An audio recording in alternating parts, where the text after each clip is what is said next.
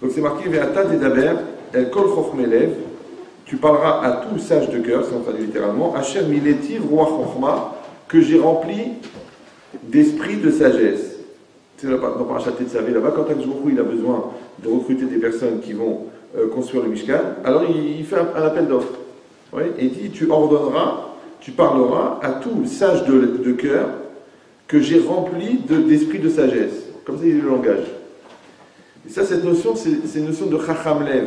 Alors c'est un peu compliqué parce que le Lev, a priori, c'est l'endroit des sentiments, d'accord, et la Chochma, ça se passe plutôt dans la tête. Maintenant, c'est marqué Ravot Marchavot Belev Ish, elles sont nombreuses, les pensées dans le cœur de l'homme.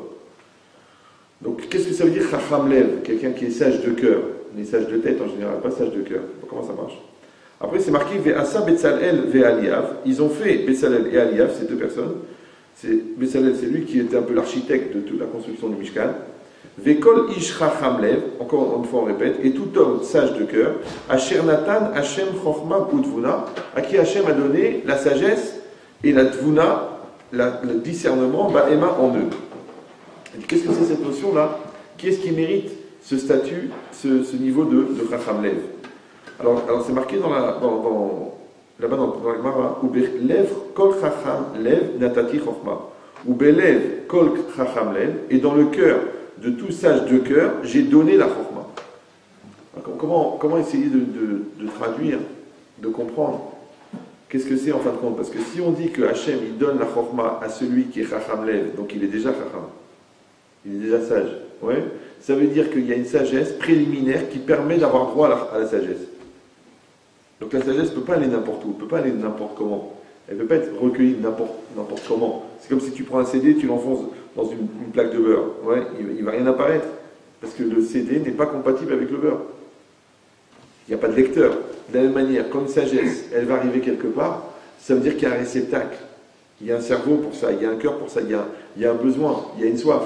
Mais s'il n'y a pas de réceptacle, ça ne fonctionne pas. Maintenant, l'homogénéité qui existe entre le réceptacle et ce qu'on met à l'intérieur, le contenu et le contenant, c'est très très très fin, très adapté. Alors qu'est-ce que c'est? Mais alors qu'est-ce que c'est cette rochma qu'un homme il a pour pouvoir avoir droit à la sagesse? C'est quoi cette sagesse qui donne droit à la sagesse? On dit que Shlomo HaMelech, il est la référence Chacham Mikol Adam, l'homme le plus sage de tous les hommes. Alors quand c'est marqué là-bas qu'il a prié, et Hachem lui a demandé qu'est-ce que tu veux? D'accord? Elle est connue ce texte-là. Masha'al Ma'iten Lecha. Il a dit Hachem, il a dit demande et je te donnerai ce que tu veux. Et qu'est-ce qu'il a dit? Venatata le'avdecha lev shomea. Tu donneras à ton serviteur un cœur qui comprend. Les avin ben tov lara, pour comprendre entre le bien et le mal. Donc c'est bizarre parce que les avin ça veut dire comprendre, alors ben tov lara ça veut dire distinguer entre le bien et le mal. La logique, c'est quoi? C'est que quand on est jeune, on pense qu'il y a le bien et le mal. Oui? Et quand on grandit, on se rend compte qu'en fin de compte, le bien et le mal font partie d'un ensemble. Maintenant, il y a le bien et le mal en tant qu'extrême, c'est les choses à éviter. D'accord? C'est-à-dire que le bien, tu vas tendre vers le bien, et le mal, tu vas éviter le mal. Mais ça, c'est dans les extrêmes. Mais dans la moyenne, dans la réalité de tous les jours, il y a toujours du bien et du mal. Alors maintenant, le problème, c'est de voir quel est le bien et le mal bien, et quel est le mal et le mal bien. Puisqu'encore une fois, il y a une nécessité.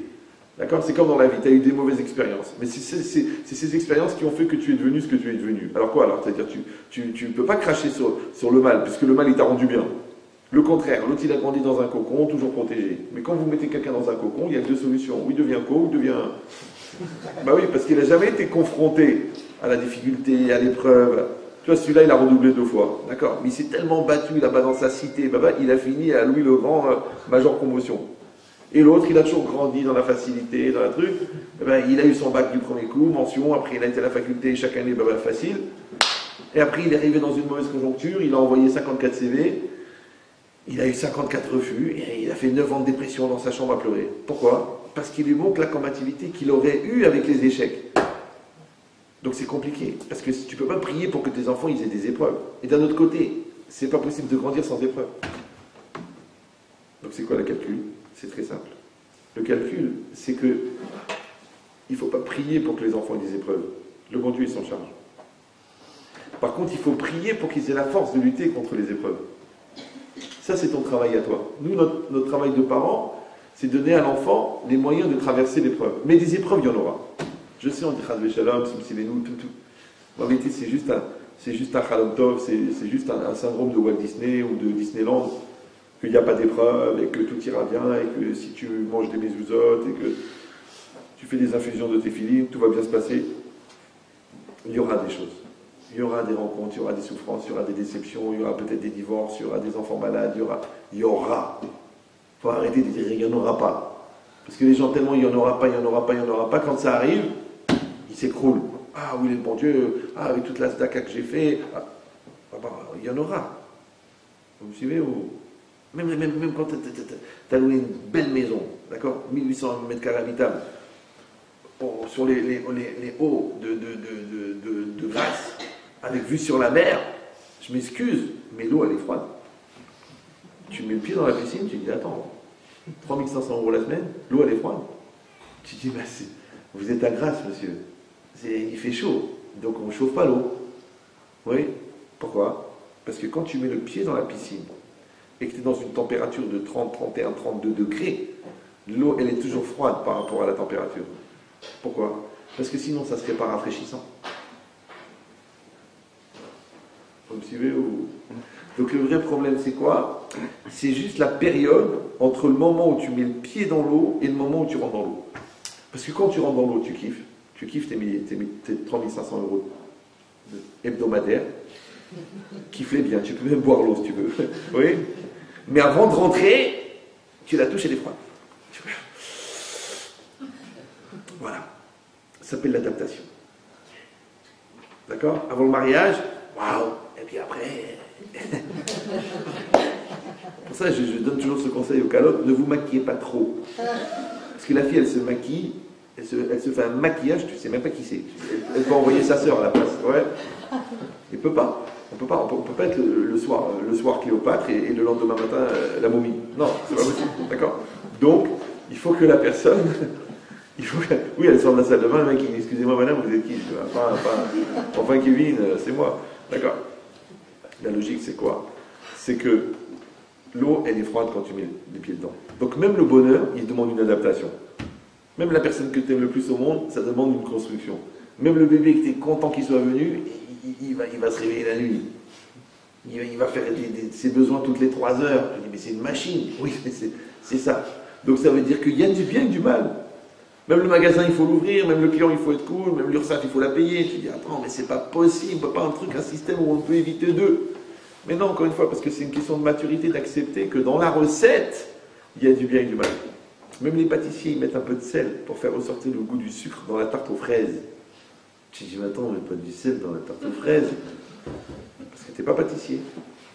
Parce qu'ils savent que c'est en fin de compte, c'est un équilibre. Ouais, et c'est pareil, dans un couple, il y a un peu de sel, un peu d'excitation, un peu de jalousie, un peu de truc. Et ben ça met du goût. Mais si on est les deux Storbo. Tout a été dit. Tu veux un enfant? Non. J'ai ce qu'il faut. On regarde la première. De toute façon, je regarde dans ma chambre.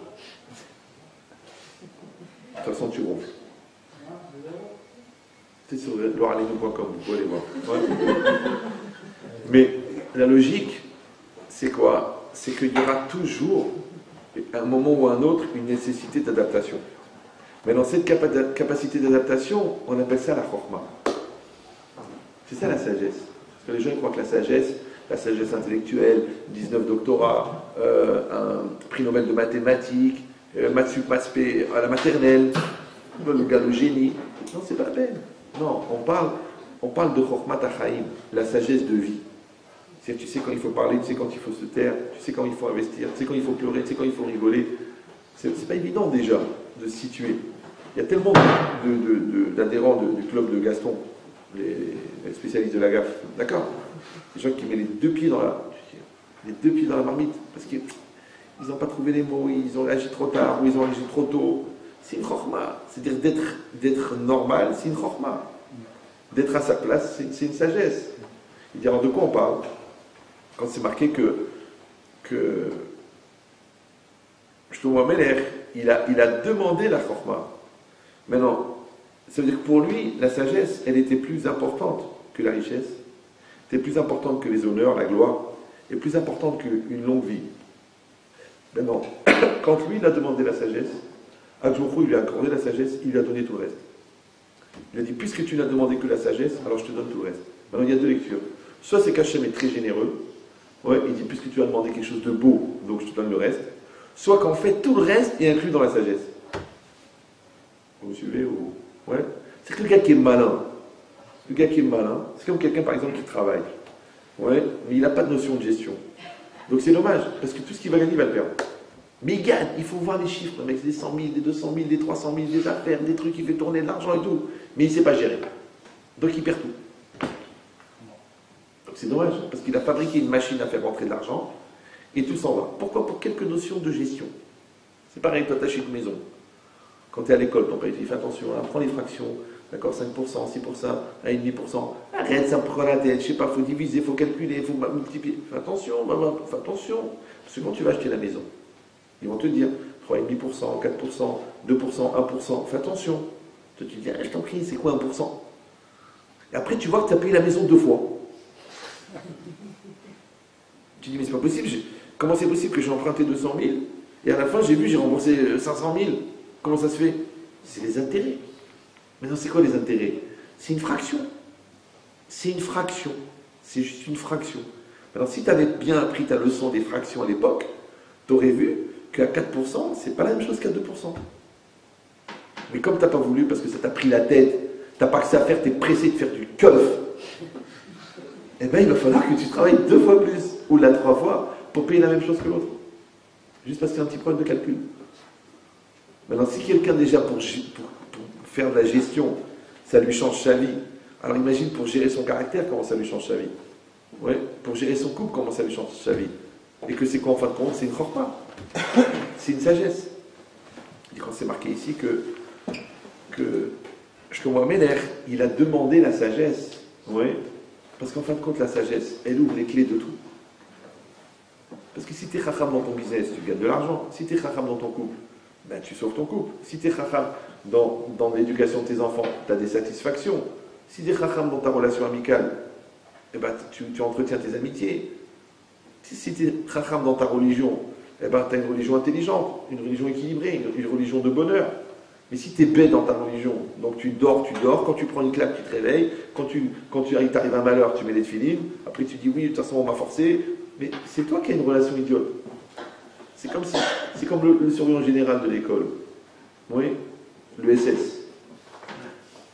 Donc, quand tu arrives en retard, sors, mais, tu m'as un mot, tu m'amènes un truc, je fais mes 3 heures de colle, qu'est-ce qu'il a pu te faire souffrir? Mais en vérité, tu as fait souffrir parce que tu étais nul. Mais si tu avais été à l'heure, si tu avais été sérieux, si tu avais été un bon élève, le surveillant général aurait été super cool avec toi. Ben, c'est exactement pareil. Hachem, il va être un partenaire de vie, ou est-ce qu'il va être un surveillant général? Ça dépend de toi. Si tu fais le tordu, le rachat, tu fais des courants douces, tu fais des embrouilles, des magouilles, il va te tomber sur la tête. Et même si tu ne crois pas en lui, la vie, elle va te tomber sur la tête. Oui, tu voles, tu sais que tu vas devoir rembourser. Tu mens, tu sais que tu vas te faire attraper. Tu trompes ta femme, tu trompes ton mari, tu sais que ça va te tomber sur la tête. Et puis si c'est pas sur toi, c'est sur les enfants, tu t'écrases de jaloux si les nous. Mais ça ne change rien. C'est une réalité. Quand tu jettes une pierre en l'air, tu sais qu'elle va retomber, tu dis bliné d'air, mais elle va tomber. Maintenant, toi, tu n'as pas jeté une pierre, tu as jeté un rocher. Elle va tomber. Maintenant, quand elle va tomber, quelles circonstances, quelle manière? Mais ça va tomber, c'est normal. C'est la loi de causalité. Tu dis, il ne s'est rien passé. On tourne la page, on passe à autre chose, je préfère qu'on oublie. Mais sur quoi elle est fondée la culpabilité? Sur le fait que l'homme, fondamentalement, religieux ou pas religieux, il sait que ça va lui revenir sur la tronche. Maintenant, les gens malins, ouais. Une fois, quelqu'un m'a dit, oui, mais comme ça, quand même, ce côté comme ça, déterminisme, ce côté écrasant de la culpabilité, il faut prôner une religion de la tranquillité, une religion de l'arbitraire. Je dis, mais c'est dangereux l'arbitraire. Parce qu'en fin de compte, tu as 2 solutions. Soit il va t'arriver ce que tu mérites, soit il va t'arriver même ce que tu ne mérites pas. Vous suivez ou non? Donc, quand tu dis qu'il y a un Dieu sur terre, donc tu dis qu'il a une volonté, tu dis qu'il est juste, donc il va t'arriver des choses justes. Ah, maintenant tu ne les comprends pas, c'est un problème de culture, il faut se soigner. Ouais. Maintenant, si toi tu dis non, il n'y a pas de Dieu, donc c'est arbitraire. Si c'est arbitraire, donc tu peux faire du bien toute ta vie, tu arrives du mal. Il n'y a pas de logique.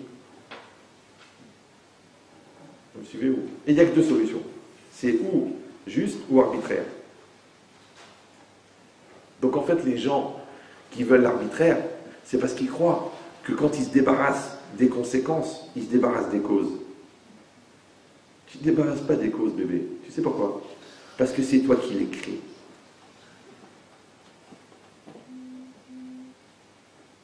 C'est comme si quelqu'un il a une casserole accrochée au pied, il court, il entend du bruit, il se retourne, il ne sait pas d'où ça vient.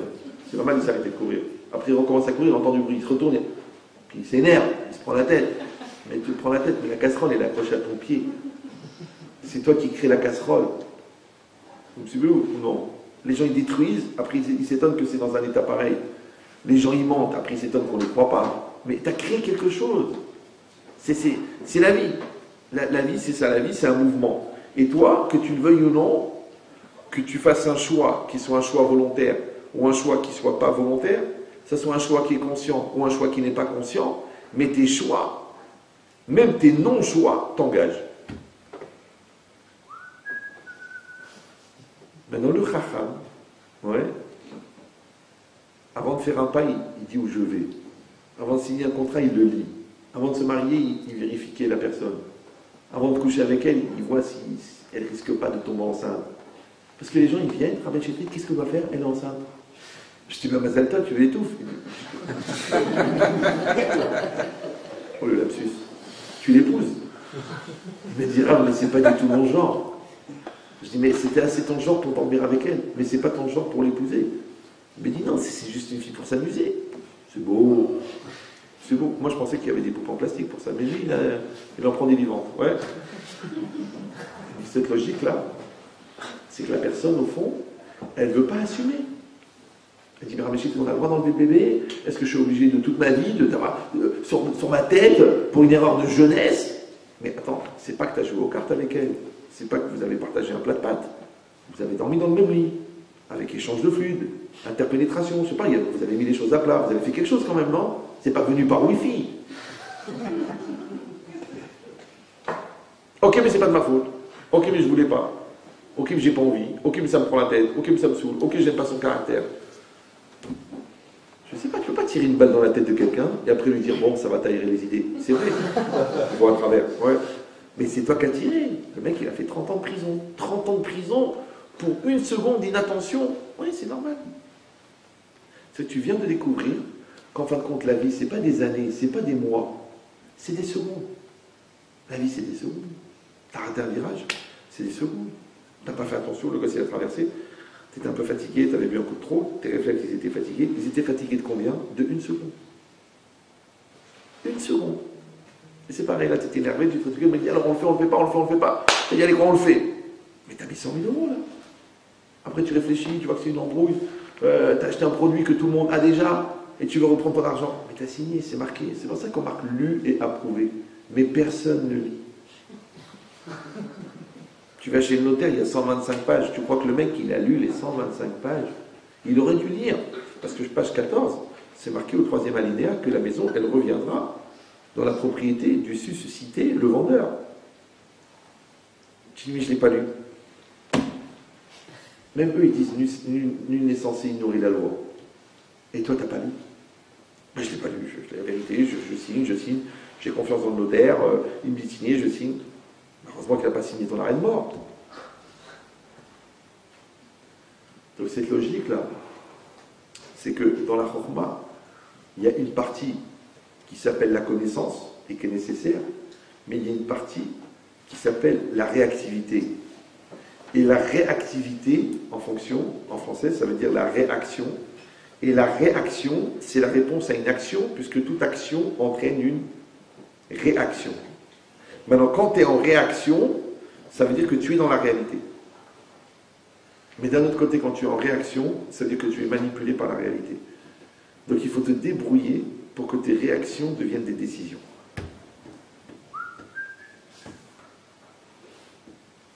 Mais si tu vas dire, j'ai pas réfléchi, je me rendais pas compte, j'étais jeune, elle m'a fait le coup de la panne, ça a été trop vite, on m'a mis la pression, j'étais mal chez mes parents. Je vois des gens, je dis, vous, quand vous êtes mariés, ben, j'en pouvais plus de la pression de mes parents. Mais en fait, tu as juste changé de prison. J'espère que tu l'aimes, le geôlier, parce que... Elle dit, mais je ne me suis pas marié avec lui. J'ai fui mes parents, j'ai fui mon père. Alors pourquoi tu as épousé un mec du même âge? C'est sûr que tu ne cherchais pas le père que tu aurais voulu avoir.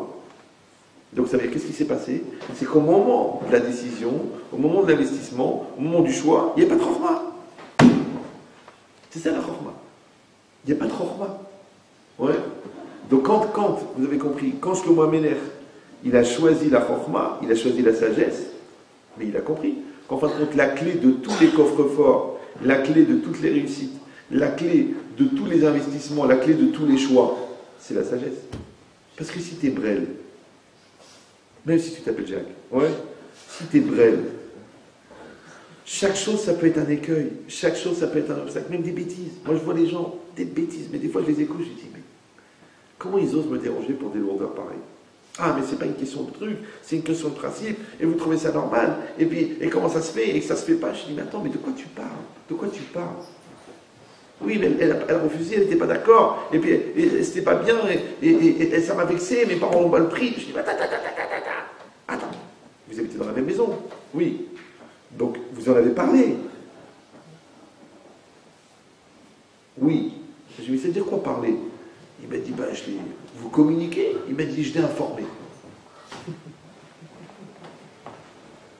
sais pas si vous comprenez. C'est-à-dire que le gars, il croit que communiquer, ça veut dire informer. Mais non, informer, c'est unilatéral. Communiquer, c'est bilatéral. Maintenant, c'est un détail. Il y a peut-être c'est une des 113 millions de lois du couple. Mais juste cette nuance entre informer et communiquer, elle va l'amener au divorce. Pour rien. Ben oui. Parce que communiquer commun, compréhension, don commun, construction, confiance, investissement, solidarité, proximité, à l'épreuve de tout, des chocs. Donc quand tu démarres pas la communication, tu ne peux pas arriver à la solidarité. Parce qu'avec qui tu es solidaire, parce que tu ne sais même pas qui est l'autre. Mais c'est rien, hein. Je vous ai donné Wahda. Comme dirait Cyril. C'est rien, d'accord. Alors qu'en fait, c'est un fondement. Je vois des gens, mais attendez, mais vous communiquez pas. Non, les gens disent, mais t'as pas lu le contrat? Bah écoute, il est venu avec une barbe, c'est un cousin, c'est le frère de mon frère. Mais tu lis pas, tu signes, tu lis pas. Tu donnes l'argent, tu ne demandes pas de papier, rien. Mais grave, j'avais honte, il m'a dit comme ça, il est venu en pleurant, je t'en prie. Mais ça change rien. Ça change rien. C'est comme si quelqu'un te demande ta colonne vertébrale. Ok, t'es gentil, mais là, il veut ta colonne vertébrale, là. Un rein, tu peux donner sur 2. Mais là, il veut les 2. Il dit, j'ai besoin de tes 2 reins. C'est pas possible, même en Alsace, le rein, il n'y en a qu'un. T'en veux 2, toi? Ouais. Donc, c'est quoi l'idée? C'est que la personne, encore une fois, au moment de la réalité, elle n'était pas là. Donc, vous avez compris que la chorma, ouais, c'est pas une chorma seulement intellectuelle. C'est pas seulement qu'il faut avoir un gros cerveau. C'est pas seulement qu'il faut avoir une capacité d'analyse. C'est pas seulement qu'il faut avoir un intellect actif maîtrisé par toi. C'est pas seulement qu'il faut avoir aussi un intellect passif. Vous savez ce que c'est l'intellect passif? Non? Vous sortez un petit peu. L'intellect passif, c'est toutes les choses qui ont été, tous les réflexes qui ont été absorbés par la pratique de ton intelligence. Après, tu n'as plus besoin, comme un bon vendeur. Au début, il cherche ses mots, il fait un briefing, puis après, ça part tout seul. Il sent qu'il rentre dans le bureau, il voit que le mec il a la photo des enfants, il voit un surf, il dit, ah, vous faites du surf, c'est vos enfants, ils sont magnifiques. Il n'a plus besoin de réfléchir à le faire, il le fait d'instinct. Donc ça s'appelle l'intellect passif. Vous suivez? L'intellect actif, tu es conscient de ce que tu es en train de penser, en train de dire. Ouais, ça c'est l'intellect actif. Par exemple, quand tu dors, l'intellect actif il s'éteint, mais l'intellect passif il fonctionne, heureusement pour nous, parce que qu'est-ce qui fait que le corps il continue à battre, l'équilibre des globules blancs? C'est passif. Mais tu n'es pas conscient, mais ça se fait quand même. C'est normal. Comme une maman, elle parle avec sa copine au parc, mais elle sait que les 3 enfants, il y en a un qui est en haut du toboggan, il y en a un qui se rapproche bizarrement de la porte, il y en a un qui est en train de se battre avec le cousin. Pourtant, elle parle avec ça. Comment elle fait pour faire ça? C'est une maman, elle gère. Oui, elle sait. D'accord? Donc ça veut dire quoi? Ça veut dire que la chorma, la sagesse là, en fin de compte, qui est une capacité d'adaptation perpétuelle, elle fait que dans chaque réalité qui va se présenter, il va y avoir un nouveau challenge, il va y avoir une nouvelle question, donc il va y avoir besoin d'une nouvelle adaptation. Donc il va falloir utiliser un outil que tu as déjà, ou alors il va falloir fabriquer et mettre à jour une nouvelle facette qui est en toi et que tu ne connaissais pas. Parce que tu ne sais pas ce que la vie te réserve. Donc il va falloir des fois trouver un degré de patience que tu n'aurais jamais imaginé. D'accord? Des fois il va falloir être capable de fermer les yeux dans un truc que tu n'aurais jamais cru que tu serais capable de le faire. Des fois il va falloir trouver des mots que tu n'imagines même pas que tu les avais dans la tête. Donc ça veut dire quoi? C'est que la réalité, elle va t'obliger à devenir la personne que tu es censé être. Donc les gens ils croient le contraire. Les gens ils disent je suis ce que je suis. Non, ça c'est les hérissons, les oiseaux, les moineaux. Un hérisson, c'est un hérisson. Tu as beau lui dire écris un poème, tu peux lui donner un stylo, il ne va pas écrire le poème, c'est un hérisson. Ça pique. Oui. Je sais, ça a l'air débile parce que vous dites que le gars il est en train de vous expliquer que les hérissons n'écrivent pas des poèmes. Les jours où tu verras que tu vas épouser le hérisson, on en reparlera de ta question. Oui. Donc c'est quoi l'idée? C'est qu'en fin de compte, il y a des gens qui ont une nature, mais ils ne veulent pas sortir de leur nature. Il y en a qui ont une éducation, mais ils ne veulent pas sortir de leur éducation. Il y en a qui ont des convictions, alors qu'en fait c'est juste de la psychorigidité. Ouais. Donc ils ne veulent pas bouger. Mais on est condamné à changer.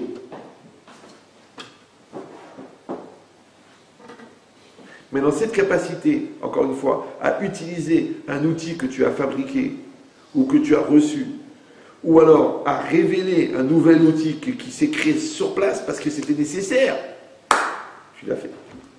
Je vous raconte un des enfants, il avait des glaires, là, ça faisait quand ils sont petits, là, tout petit bébé comme ça. Et puis, paf, il est passé, le glaire, il est passé de travers, il est passé de l'autre côté. Donc moi, quand je vois, il commence à devenir tout rouge, après il commence à devenir tout bleu. Qu'est-ce que j'ai fait? J'appelle le SAMU, ils vont venir 20 minutes, c'est fini. Ouais, Kaddish. Donc qu'est-ce que j'ai fait? Je l'ai mis la tête en bas, j'ai mis le doigt dans la bouche, je l'ai fait vomir. Le truc, il est sorti, par. Après, on a un copain médecin qui est venu, il m'a dit, rien, mais comment t'as eu cette sagesse, ce geste de secourisme? Comment t'as pensé à le faire? Je lui dis, mais tu crois que j'allais regarder mon fils mourir parce que je ne sais pas ce qu'il faut faire? Est-ce que vous suivez? C'est-à-dire ce que tu sais faire, ouais, ben, en fait, c'est ce que tu dois faire. Maintenant, quand tu es prêt à faire ce que tu dois, eh ben, tu vas savoir ce qu'il faut faire.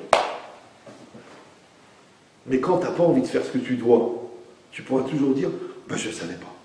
La vérité, Parce qu'il y a même des gens qui ne savent même pas qu'il faut rembourser les dettes. Je dis, franchement, alors là, tu m'en bouches un coin, là. Quoi, l'argent que tu m'as donné, il faut que je te le rende. Bah, tu sais, on avait dit une dette, un prêt. Tu te rappelles, tu as signé un papier et tout. Ouais, mais moi, je crois que c'était un truc comme ça. En plus, t'es bourré, t'as pas besoin. J'ai calculé ton argent déjà. Ouais.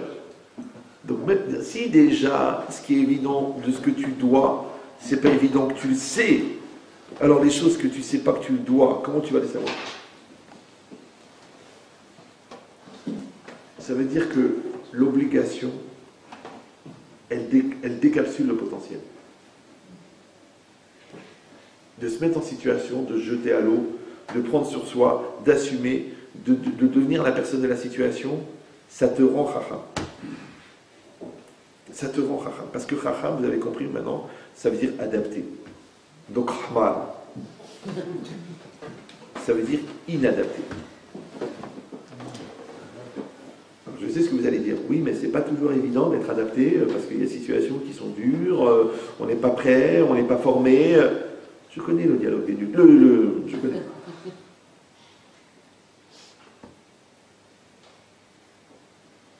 Encore ce matin, j'ai donné un cours, et elle a levé la main. Oui, mais vous comprenez, les circonstances, c'est pas. Tout le monde n'est pas avec le. Moi, je vous donne un enseignement. Les nuances, c'est vous qui les faites, même si on a 50. D'accord? C'est pas à moi de faire ça. C'est vous qui faites les nuances. Moi, je vous donne le blanc et le noir. Et après, vous faites les nuances. Maintenant, il y a des centaines de nuances, il y a des millions de nuances. C'est vous qui allez créer les nuances. On peut pas faire, sinon ça devient une consultation privée pour chacun, il faut lui donner exactement la réponse qu'il a besoin. Non, on te donne les principes, on te donne les généralités, et toi tu fais les règles, et toi tu fais les exceptions qui confirment les règles. Mais si tu dis, oh, c'est pas exactement comme ça, ben évidemment, parce que si pour que ça soit exactement comme ça, il aurait fallu que ça soit toi qui fasses le discours. Et là, il serait sorti exactement de toi, par rapport à ce que toi tu es, par rapport à ce que toi tu veux. Mais quand tu reçois de l'extérieur, ouais, c'est seulement un désir profond d'universalité qui peut faire que dans l'essentiel, on peut se reconnaître, on peut se retrouver. Mais si le moi, il parle, l'autre moi, il n'entend rien. Donc il faut du non-moi, ouais, pour arriver à faire de l'universel. Et dans l'essentiel, on est tous pareils. C'est que les goûts et les couleurs qui sont différents. Donc ça veut dire que pour trouver la solution, une réponse personnelle à un problème personnel, il faut sortir du moi, parce que c'est dans le non-moi que tu vas trouver le prochain moi qui va répondre à cette nouvelle question. Mais si toi tu restes dans le moi, parce que tu commences la phrase par moi en disant mais moi je n'en suis pas capable, moi je ne sais pas, moi c'est trop difficile, moi on ne m'a pas formé, mais toi tu devrais le faire, c'est fini. Tu es sorti de la logique de la sagesse. Parce que tu n'es plus dans une recherche d'adaptation, donc tu n'es plus dans une recherche de grandir. C'est pour ça que je vous avais dit une fois, mais je me répète un peu, je deviens vieux, c'est que grandir, c'est souffrir. Grandir, c'est souffrir. Pour les gens qui ne veulent pas grandir. C'est pour ça que choisir, c'est grandir. C'est pour ça que les gens ont du mal à choisir. Parce que grandir, c'est souffrir. Et choisir, par transitivité, c'est souffrir. D'un autre côté, choisir, c'est grandir. Et quand tu grandis, tu te sens plus fort. Comme tu te sens plus fort, tu ne souffres pas. Qui c'est qui souffre de grandir? Ceux qui ne veulent pas grandir. Et la preuve, c'est que quand tu as grandi après, tu rigoles de ce qui t'a fait souffrir et tu t'étonnes d'avoir hésité. Mais comment j'ai eu du mal à choisir? Mais c'est évident. Donc en fin de compte, c'est quoi? C'est juste une question de savoir entre la question que Dieu te pose et la décision que tu prends. Est-ce que tu vas jouer le ballon ou est-ce que tu vas jouer le match? Comme ça, ils disent au football. Ouais. Donc est-ce que tu vas traîner le truc jusqu'à la mi-temps en faisant tourner dans un truc de réparation la tienne? Ouais. Ou alors tu vas jouer le match. Ah mais tu prends des risques parce que quand tu fais tourner le ballon, tu peux le perdre et prendre un but. C'est ça la vie. Est-ce que tu joues le ballon ou est-ce que tu joues le match? Est-ce que tu baratines ta femme ou tu dis on va régler les problèmes de fond? Est-ce que tu fais genre que tu n'as pas compris ton fils ou tu lui parles les yeux dans les yeux? Est-ce que tu vas voir l'associé et tu lui dis écoute j'en ai marre que tu voles, ou tu lui dis je peux rien dire c'est mon beau-frère et tu t'étouffes et tu attrapes un ulcère? Ou mieux c'est affinité. C'est ça la question. Ouais. Donc si vous comprenez ça, donc cette capacité à rentrer dans la réalité pour faire un avec la réalité, ça s'appelle Chacham. Donc vous avez compris maintenant que ce n'est pas juste une intelligence, ce n'est pas juste une somme de connaissances, c'est une attitude volontaire, construite et intelligente de relationnel avec une réalité que la vie te propose, qu'Hachem te propose. Alors si c'est ça, puisqu'on a expliqué que Hachem il a créé le monde, et avant de créer le monde il a créé la Torah, et qu'ensuite il a regardé dans la Torah pour créer le monde, donc c'est normal que le monde soit adapté à la Torah, puisque le monde vient de la Torah. Donc c'est normal que quelqu'un qui va être adapté à la Torah, il va être adapté au monde, puisque le monde, il vient de la Torah. Et comme la Chorma, c'est le niveau d'adaptation, donc quelqu'un qui va être 100% adapté à la Torah, il va être adapté 100% au monde. Et si vous allez dire, attendez, le gars qui est enfermé à Bnei Brak depuis 20 ans sur sa Guémara, en quoi il est adapté au monde? Mais c'est bizarre, mais tu vois, il n'est jamais sorti de là-bas. Il étudie 17 heures par jour. Tu lui poses une question sur le business, sur ton couple, sur telle maladie, il te répond. Tu pourrais dire non, c'est pas son truc, pas du tout.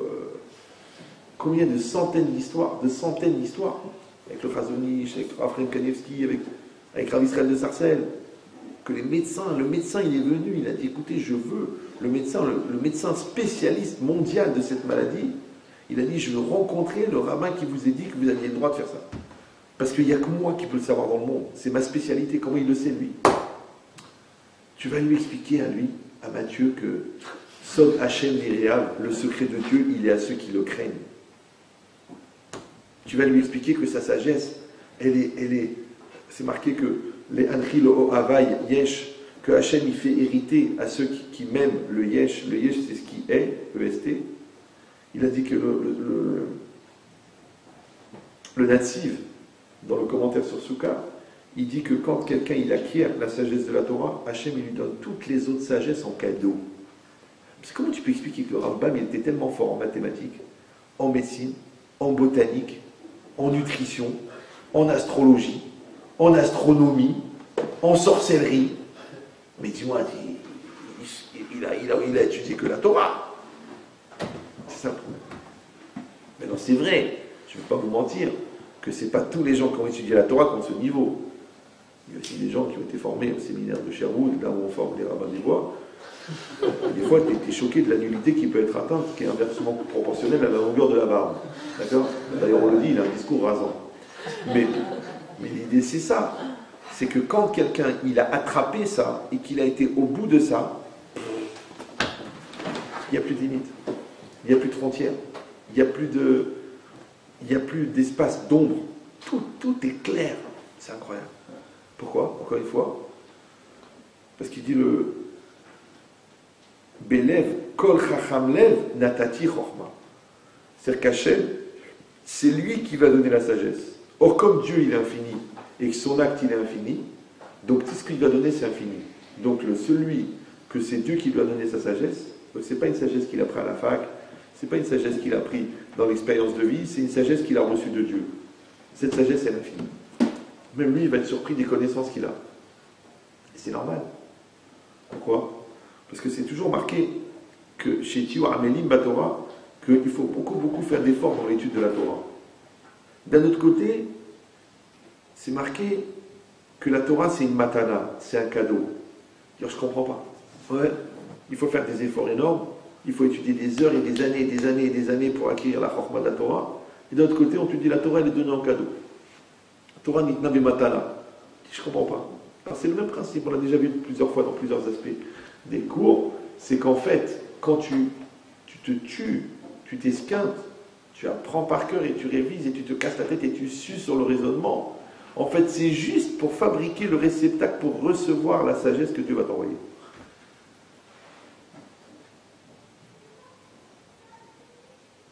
Mais moi, je crois que c'est un peu dans tous les domaines comme ça. Par exemple, ne le répétez pas, ça reste entre nous. Tu prends 500 personnes qui sortent de médecine. Combien il y a de médecins? Pourtant, ils sont diplômés. Mais combien il y a de médecins? Qui c'est qui a la chorma du diagnostic? Qui c'est qui va taper dans le mille? Qui c'est qui va jouer à la mitraillette? Il va te donner 54 médicaments en te disant il y en a un qui va te soigner si les autres ne te tuent pas. C'est pas évident. Vous savez ou non? Ça veut dire que même entre médecins, ils savent. Ils te disent écoute, ton cas il est, va chez celui-là. Je crois pas lui-même. Même les dentistes, ils savent leur différence de travail entre eux et l'autre qui était major promotion. C'est pas par hasard que le mec il est major promotion. Pas par hasard. Ouais, et l'autre il a tiré tellement fort et en même temps qu'il a tiré la molaire, il a enlevé un bout de la mâchoire du petit vieux. Bon, c'est pas grave, on va reboucher, on va trouver une solution. S'il n'est pas mort avant la fin de la consultation. Ouais. Mais des fois, tu as des bras cassés, tu as des dangers. Parce que incompétent, à partir de 2, c'est irrespirable. D'accord? Donc c'est ça l'idée. Que la personne, au fond, elle peut avoir un diplôme et être nulle. Et l'autre, il a le diplôme, il est bon. Maintenant, ils ont suivi le même cycle d'études. Ils ont travaillé pareil. Peut-être qu'il y en a même un qui était plus scolaire. Et pourtant, l'autre, il était plus chacham. Pourquoi? Parce que l'autre, il a utilisé la médecine pour développer le diagnostic médical intuitif. Ouais. Et l'autre, il a appris par cœur. Et il attend de tomber sur le cas qu'il veut. Qu'il a appris. Alors, il dit, vous avez mal à la gorge? Vous avez des courbatures? Vous avez des sueurs le matin? Hop, angine, truc. Mais c'est dommage, parce qu'en fait, c'est un cancer. Mais l'autre, il n'a pas regardé les symptômes. Il a juste vu, est-ce qu'on a vu? Écoutez, moi, franchement, je ne m'attendais pas. Et tu vois pas qu'à part ça, il avait le teint un peu jaune. À part ça, qu'il avait la nausée. Depuis quand la grippe, elle donne la nausée. Ouais. T'as pas vu qu'à part ça, il avait des selles avec du sang dedans. Tout ça, t'as pas vu ça. Tu dis, ben non, je lui ai posé les 4 questions. Il m'a dit, ok, mais moi, j'en ai d'autres qui attendent. Hein. C'est pour ça qu'il s'est installé juste en face de l'église de Pantin, là-bas, juste en face. Ne cherchez pas le chemin, c'est en face. D'accord? Mais l'idée, c'est quoi? Bon, j'exagère, hein, tout le monde sait que c'est beaucoup plus grave. Mais pour dire que c'est pas tous les gens qui apprennent la chorma qui sont racham. Et ça, en plus, c'est dans la sagesse. Mais la Torah, c'est encore une autre sagesse. C'est pas une chorma. Ouais. Parce qu'on dit, par exemple, chorma bagoïm ta'amin. Torah bagoïm al ta'amin. Tu peux apprendre la sagesse du goy. Le goy, il peut t'enseigner la science, la physique. Il peut t'apprendre même les qualités morales. Le Rambam, il dit que tu peux apprendre les qualités morales des livres d'Aristote. Il a dit, il n'y a pas eu un chacham comme lui dans le monde. Le Rambam, il parle d'Aristote. Mais, tu ne peux pas prendre la Torah d'Aristote. Tu dis, ah, c'est pareil, de toute façon, j'apprends ça. C'est pas du tout la même chose. Pourquoi? Parce que le principe fondamental de la Torah, c'est la crainte de Dieu. Alors que le principe fondamental des mathématiques, c'est les capacités cognitives. Tu peux être pédophile, violer ton fils, et être un prix Nobel de mathématiques. C'est pas incompatible. D'accord? Mais tu ne peux pas avoir la pureté de la compréhension de la Torah et ne pas être Shomer Shabbat. Ça ne marche pas. Pourquoi? Parce que sinon, c'est que tu as ramené la Torah à la Chorma. Alors que la Torah, c'est pas de la Chorma. C'est plus que la Chorma. Des fois, j'ai dit dans le cours, mais les gens ils croient que je rigole. J'ai arrêté de parler pour rien quand j'avais 8 ans et demi. C'est qu'en fait, la Torah, elle n'est pas logique. La Torah, elle est plus que logique. Il y a le logique et il y a plus que logique. Maintenant, les gens, ils veulent rabaisser la Torah à la logique. C'est dommage. Mais dans la Torah, quand elle est plus que logique, elle n'est pas illogique. D'accord? Et tu as besoin de la logique pour entrer dans le tremplin de l'illogique. C'est exactement pareil que le, vous savez, le saut à ski, là. Vous avez vu ça? D'accord? Le gars, il descend pendant 100 mètres ou 120 mètres, une pente comme ça de malade, après ça fait comme ça, et puis... Et ben, imagine que la logique, c'est le comment ça s'appelle? Un tremplin, comment ça s'appelle? La descente. Hein? La descente, ouais. Mais quand tu sors en l'air, là, t'es dans la Torah. Mais n'empêche que cette logique-là, elle t'a amené à pouvoir aborder le côté plus logique de la Torah. C'est pour ça qu'on dit que la Emouna commence là où la philosophie s'arrête. Ça veut dire que même pour aborder l'irrationnel, tu as besoin du rationnel. Et maintenant, quelqu'un qui ne maîtrise pas le rationnel, il ne peut pas rentrer dans l'irrationnel. Tu sais pourquoi? Parce que même l'irrationnel, il a une certaine logique, mais qui est propre à lui. Maintenant, quand toi, tu regardes le rationnel comme de l'irrationnel, c'est parce que tu es bref. Alors, il y a des gens, pour eux, tout est irrationnel. Tu leur dis 2 plus 2, tu dis, attends, là, tu me choques, là. Non, mais c'est juste 4, là. Ouais, mais ça m'a mis un stress. Je sentais que je participais à un événement philosophique majeur. Non, c'est rien, c'est une addition. Donc la logique, c'est quoi? C'est que, en fin de compte, il va y avoir une chorma et une chorma. Maintenant, pour avoir droit à cette chorma-là, il faut passer par cette chorma-là. Donc en fait, il y a une chorma préparation et une chorma finalité. D'accord? Alors qu'est-ce qu'il dit le Rambam dans les Ilchot Rotseach, Perek Vav? Il dit Vechaim ba'ale chorma ou mevakshea blotanu Torah kemita em chashuvim. Vous savez qu'il y a une loi dans la Torah que si quelqu'un tue de manière involontaire, à l'époque en Israël où il y avait le Sanhédrin, il y avait le grand Sanhédrin, le grand tribunal, et il y avait les villes de refuge, quelqu'un qui tuait de manière involontaire devait aller en ville de refuge. D'accord? Maintenant, si un chacham, un rosh yeshiva, il a tué de manière involontaire, la Gemara dit, ses élèves, ils doivent partir avec lui en ville de refuge. Je vais me dire, attendez, ils ne sont pas condamnés, ils n'ont pas fauté. En réalité, la logique, ça ne veut rien dire, parce que quand tu vas apprendre de quelqu'un, tu le suis n'importe où. Les gens qui viennent des États-Unis pour aller étudier à Mir. Ouais. Quand Mir il est parti en Chine, ils sont partis en Chine, à Shanghai. Ouais. Donc c'est pas tellement grave la géographie, quand tu veux vraiment apprendre. Parce qu'il y a des gens qui disent, ouais, quand même, c'est quand même à 2 stations de métro, là, quand il sera mort.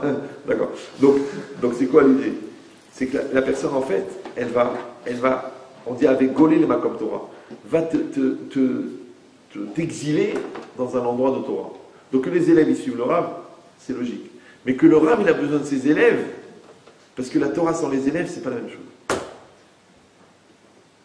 Toujours je raconte cette histoire avec le Maharsha, qui est un très très grand commentateur des Tosfot et de la Gemara, qui a vécu à l'époque un peu du Maharal de Prague, et qu'il a des chidushim incroyables, des enseignements incroyables. Et à un moment, il écrit qu'il avait encore des enseignements à écrire sur la fin d'un chapitre de Gemara, mais comme il n'a pas pu la dispenser devant ses élèves, il ne veut pas l'écrire. Je ne sais pas si vous comprenez. Comment quelqu'un qui a une telle sagesse, entre guillemets, il n'a pas assez confiance en lui pour écrire. En vérité, pourquoi? C'est pas qu'il n'a pas confiance, ouais, mais c'est qu'il sait que quand ça va passer par les élèves, ça va atteindre un autre niveau qui vaudra la peine. Et c'est normal. Parce que quand tu enseignes, c'est pas la même chose que quand tu étudies. Quand tu étudies, tu as que ta conscience et ton cerveau qui vont être juges de ce que tu dis. Mais quand tu enseignes, tu prends un risque. C'est qu'il y a des gens intelligents, des fois, qui écoutent. Et si toi, tu respectes les gens à qui tu parles, tu vas être obligé de monter le niveau. Donc, en fin de compte, la soif d'apprendre de l'autre, elle t'oblige toi à grandir. Donc, tu es tributaire. Parce qu'il y a marqué ici que si le Rosh Yeshiva, il a besoin de la Yeshiva. Donc, s'il a tué de manière involontaire, ouais, il doit partir en ville de refuge. S'il va en ville de refuge, la Yeshiva, elle vient avec lui. Et pourquoi? Il dit comme ça le Rambam, Vechaye Ba'ale Chochma, et la vie de ceux qui détiennent la sagesse, ou Mevak Shea, et qui la recherche, on va revenir sur ça, Blotamut Torah, sans l'étude de la Torah, Kemita Em Chashuvim, cette vie-là, elle est considérée comme la mort. Mais c'est bien marqué ici. C'est pas seulement que quelqu'un il doit être sage, il doit être aussi demandeur de sagesse.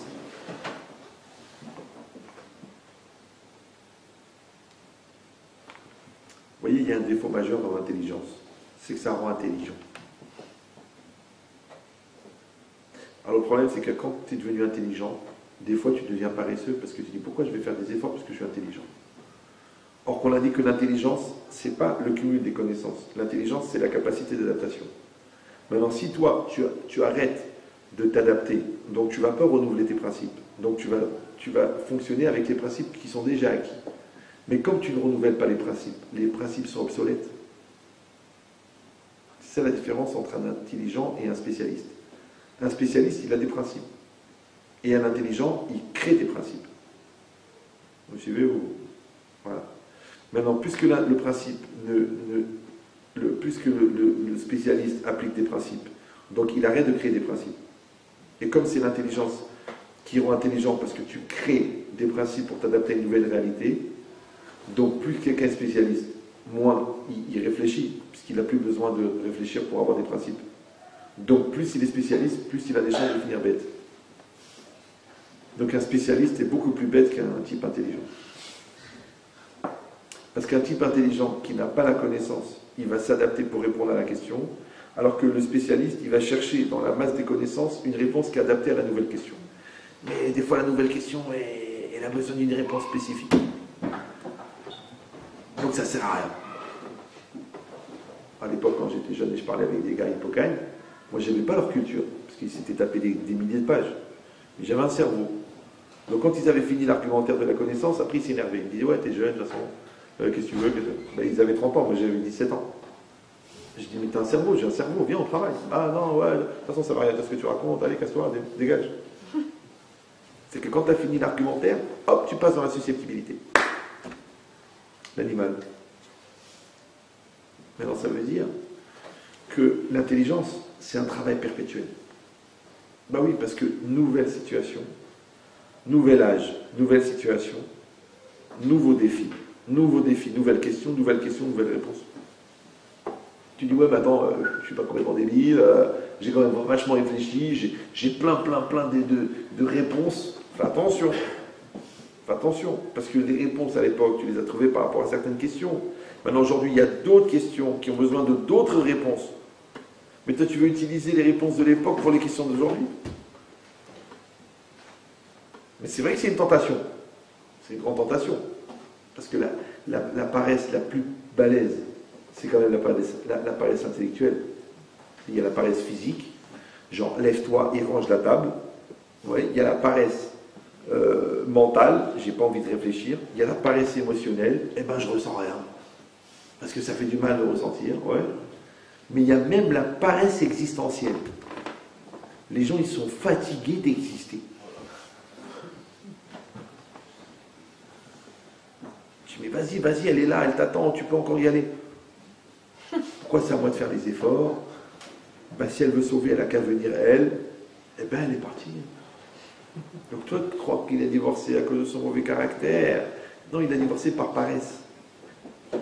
Parce qu'il fallait révéler une certaine facette de sa personnalité qui aurait répondu à l'attente de l'autre, donc il aurait rendu heureuse, et toi, mieux. Mais comme il a eu la paresse d'exister, c'est passé à l'as. De bêtises. C'est que des bêtises. Ouais. Donc cette idée-là, qu'en fin de compte, toute cette soif-là de Chokhmah que la personne elle a, au point qu'on a dit que la vie sans ça, elle n'a pas de valeur. Mais il a dit le Rambam, Mevakshea, c'est que quelqu'un, il est en appétit. Donc il faut faire très attention, parce que les gens au début ne sont pas intelligents, mais ils ont soif d'apprendre. Après, ils deviennent intelligents, mais ils ont plus soif d'apprendre. Alors moi, quand je vois des gens qui sont excités, qui sont contents, qui sont en vibration, tu vois les gens qui sont en vibration, je leur dis, je vous en prie, gardez cette vibration, préservez-la, faites attention, parce que ça s'étiole, ça s'éteint, comme la passion. Si tu ne l'entretiens pas, au bout d'un moment, c'est plus que c'était. Quand les gens ils disent, bon, les sentiments ne sont plus là, ils deviennent poètes, les braises se sont refroidies. Alors que tout le monde sait qu'il suffit de souffler dessus pour que ça reparte le feu. Ça redémarre. Mais il faut souffler. Ben, c'est exactement pareil. Toi, tu dois apprendre et tu dois étudier et tu dois te casser la tête, mais tu ne dois pas oublier d'entretenir ta soif. Parce que le jour où tu ne t'interpelles plus, le jour où tu n'as plus de questions, le jour où tu ne vas plus t'émerveiller, eh ben, tu vas devenir lourd. Et il y en a déjà un paquet. C'est pas la peine d'en rajouter. Ouais. C'est pour ça que la société, elle fabrique des sources d'émerveillement artificielles. Genre, t'es content que le mec, il a gagné le concours de chansons. Ouais. Et toi, tu as une émotion parce que, je sais pas, le gars, je sais pas, il est passé à la télé, ou il a fait un film, ou alors tu étais pris dans la saga, et tu espères que William, finalement, il va se marier avec Jennifer, ou Kevin, c'est un peu la mode aujourd'hui. Bref. Tu dis, mais tu sais, c'est juste virtuel, c'est juste un feuilleton, il n'y a rien, ça n'existe pas. Des fois, ils sont vicieux, ils te disent fondé sur une histoire vraie. Comme ça, le mec, il vit une histoire vraie, mais par délégation. Mais si tu veux vivre une histoire vraie, il y en a une d'histoire vraie qui passe tous les jours à la télé, s'appelle la tienne. Ton histoire à toi, elle est vraie. Ouais. Et si vous trouvez que j'exagère, ils ont fait des statistiques. Ils ont dit que plus de 80% des gens qui suivent une série télévisée, régulièrement, ils font un transfert psychologique entre la série et leur vie. Je ne sais pas si vous me suivez. C'est-à-dire qu'ils vont pleurer en regardant la série. Ils vont pleurer.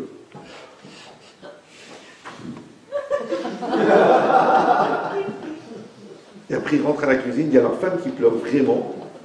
Et ils disent, t'arrêtes ton cinéma. C'est bizarre. Vous suivez ou... Oui, c'est bizarre. Et c'est normal un petit peu, pourquoi? Parce que c'est quand même beaucoup plus facile de virtualiser sa réalité que de réaliser sa virtualité. C'est plus facile de s'enfuir dans les 10 mionotes, le mion, comme on disait à l'époque, oui, à Oran, que de rentrer dans la réalité, de plein pied. Dire cette logique-là, c'est que vous avez compris qu'en fin de compte, la sagesse, c'est plus important que tout. Mais ce qui est bizarre, c'est que même dans le mal, c'est comme ça. Parce que par l'inverse. Par exemple, on dit que Haman, ouais, il y avait 127 provinces. Il était le vice-roi, parce que le roi du vice était Achashvérosh. Lui, il était le vice-roi. Donc il avait tous les peuples de tous les pays qui se prosternaient devant lui. Mais il y en avait un qui ne se prosternait pas. C'est qui? Mordechai. Ouais. Qu'est-ce qu'il a dit? malgré qu'il y avait 1 million de personnes, peut-être 150 millions de personnes qui se prosternaient devant lui. Il a dit Vekol ze eneno shaveli. Et kol ze, tout cela n'a aucune valeur pour moi. Pourquoi? Parce qu'il manque un.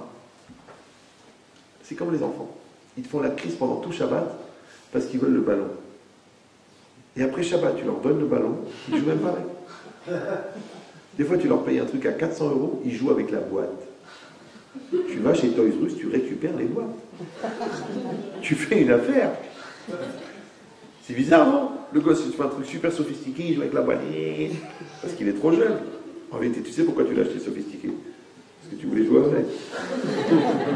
Quand les gens qui achètent une sucette comme ça à la Foire du Trône à un bébé de 15 jours, c'est grave, on ne va pas la jeter. Donc cette logique-là, c'est quoi?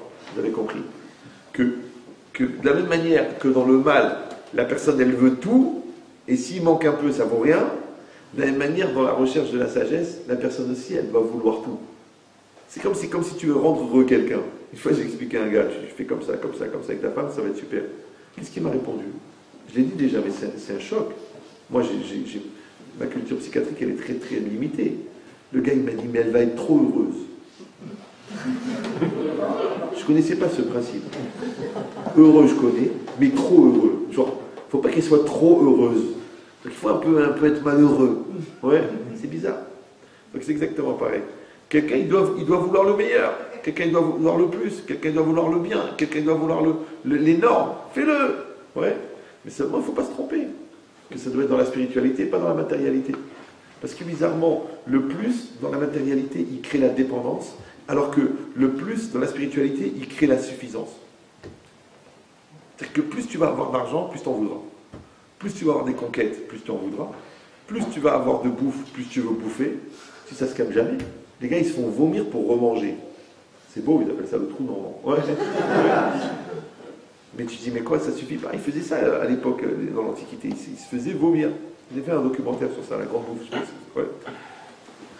Il dit, ben c'est exactement pareil. Que la personne, au fond, elle veut le complet. Il dit, ben c'est ce qui est marqué aussi que. On dit, pourquoi Yehoshua ben Nun? C'est lui qui a été choisi pour être le successeur de Moshe Rabbeinu. D'accord? Il dit, pourquoi il a eu ce mérite? Alors le Sforno, il dit un langage incroyable.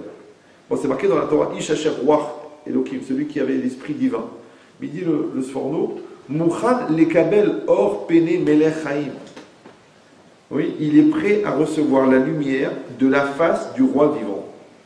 Ke'inyan shekatouf, comme c'est marqué dans le verset, ou belev kochacham lev natati chochma. Et dans le cœur de chaque sage de cœur, j'ai donné la sagesse. Ça veut dire que en fait, la personne, dans sa soif d'apprendre, dans sa soif de connaître, dans sa soif de s'attacher à la personne qui va lui apprendre, oui, c'est cette soif-là qui crée le réceptacle pour recevoir. Ça veut dire qu'on ne peut jamais comprendre une chose qu'on ne cherche pas à comprendre. Donc les gens qui disent « je ne comprends pas », c'est qu'au fond, ils ont tellement peur de comprendre parce que la réponse les dérange. Donc ils préfèrent ne même pas aborder la réponse. Alors ils vont s'investir dans l'ignorance. Mais ils ont un entêtement dans l'ignorance qui est incroyable. Alors qu'ils veulent avoir cet entêtement dans la réponse, dans la connaissance. J'arrive. Maintenant, si c'est ça,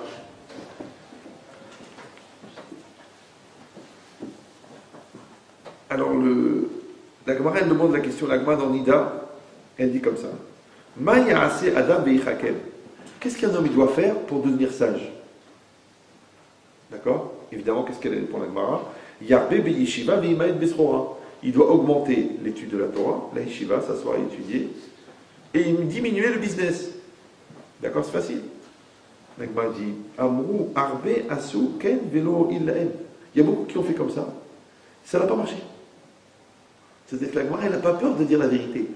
Vous suivez ou non? C'est pas tout celui qui rentre à la yeshiva qui devient fort. Alors la Gemara dit, bon, alors qu'est-ce qu'il doit faire? Et là, qu'est-ce qu'il doit faire? Yevakshu rahamim mimi she'achofma shelo. Il doit demander, quémander, implorer, prier la sagesse de celui que la sagesse est chez lui. Que la sagesse, celui qui détient la sagesse. Donc c'est-à-dire qu'il doit prier. D'accord? Chez Nema, ouais, parce que c'est marqué là-bas, Iten chokma mipiv dat uvuna. Hachem, il va donner la sagesse de sa bouche la connaissance et la capacité de distinction. Donc ça veut dire quoi? Ça veut dire que quand la Gemara, elle a dit il faut qu'il multiplie la yeshiva et il baisse le business, la Gemara a dit ça n'a pas marché. Ça ne marche pas pour tout le monde. Ouais. Mais quand la Gemara, elle a dit il faut prier, la Gemara, elle n'a pas répondu. Il y en a beaucoup qui ont prié, ça n'a pas marché. Alors si c'est comme ça, la Gemara demande alors si c'est comme ça, pourquoi est-ce qu'on a eu besoin de dire qu'il faut étudier? Alors la Gemara dit pourquoi? Parce que Bloa Losage. Parce que sans cela, ça ne suffit pas. C'est-à-dire qu'il a besoin de l'étude, il a besoin de la prière. Il a besoin de l'étude, il a besoin de la prière. Ouais. Alors qu'est-ce que c'est la prière? La prière, c'est que tu pries à Dieu qui te donne la sagesse. Mais de notre côté, tu te casses la tête 8 heures par jour à étudier la Torah. Alors pourquoi est-ce que tu as besoin de la prière et qu'elle passe avant? Parce que la prière, c'est une attitude envers Hachem. D'abord, numéro 1, ça prouve que tu as compris que ça vient de lui. Alors que la grande tentation, c'est de penser que la sagesse, elle vient de toi. Donc quand tu vas prier, c'est-à-dire tu vas t'annuler, d'accord? Tu vas t'annuler à Hachem pour qu'Hachem il puisse te donner la sagesse. Donc tu te mets en situation de demande et en situation de réceptacle. Donc tu peux recevoir. Maintenant, ça ce qui est marqué, que le Chacham, d'accord? Il était Chacham avant d'être Chacham. Parce que la première Chokhma, avant de recevoir la Chokhma, c'est d'avoir la soif de la Chokhma.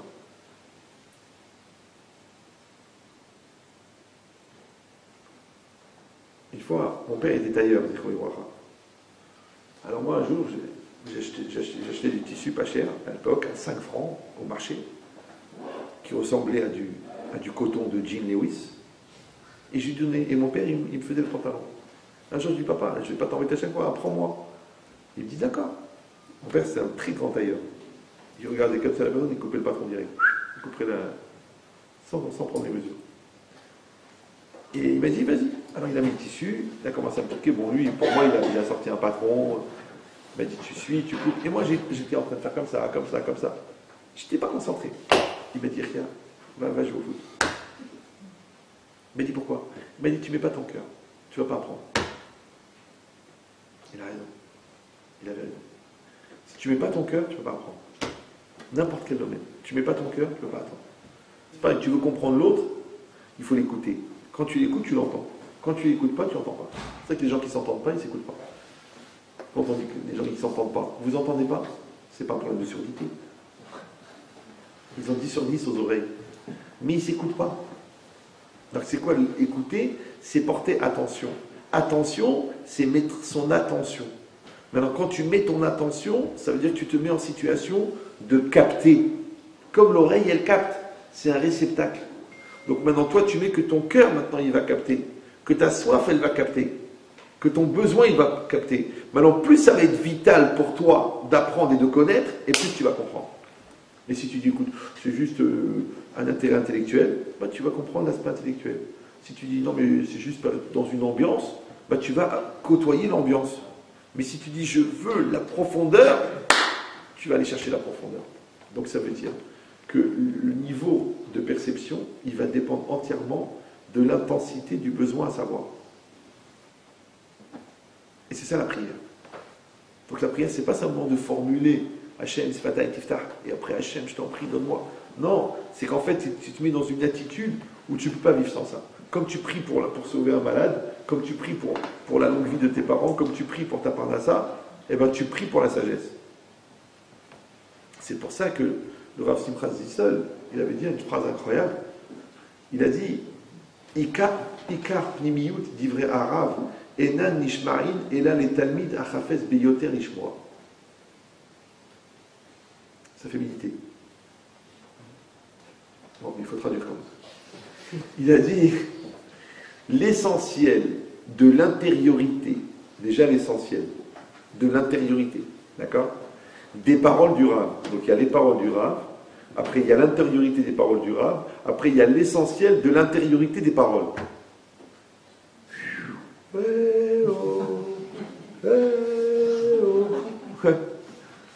Donc l'essentiel de l'intériorité des paroles du Rav n'est accessible, d'accord, qu'à l'élève qui désire intensément les apprendre. ça que quand tu fais un cours à 40 personnes, il y a 40 cours qui sortent. Il dit j'ai compris ça, l'autre dit j'ai compris ça, l'autre dit c'est ça qu'il a dit, l'autre dit oui mais c'est ça qu'il voulait dire, c'est ça qu'il a voulu dire. Ouais.